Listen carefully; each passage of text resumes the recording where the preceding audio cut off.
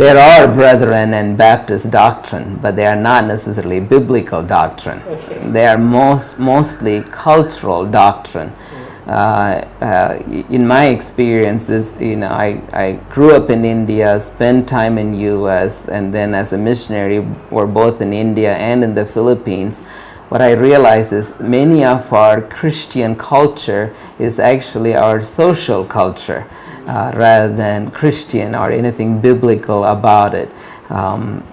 Take an innocent one like close your eyes when you pray.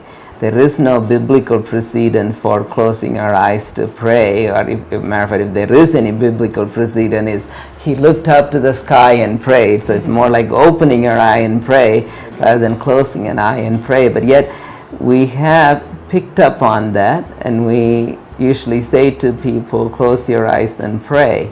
And it has no meaning as such. The same way I think a Baptist would emphasize the baptism a lot more than other denominations might, and Brethren may be more strict about women's role in ministry than another denomination might be, but they are not necessarily biblical doctrine. It's like personal preferences where you emphasize a lot.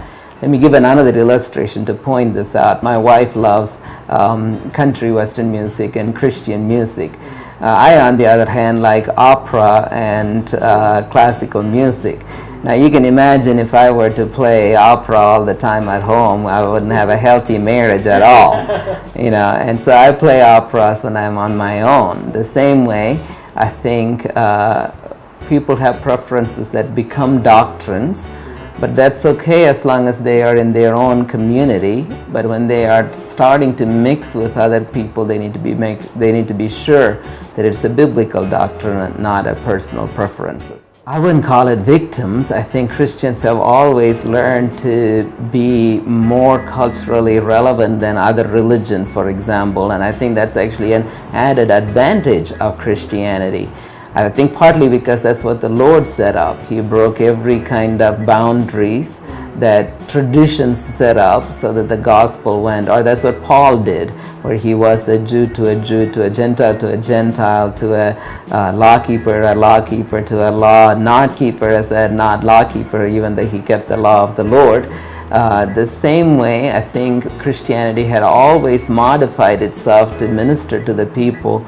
So I wouldn't call Christianity as a victim of society as much as they are the easily adaptable religion, which is a good thing, I think, of Christianity.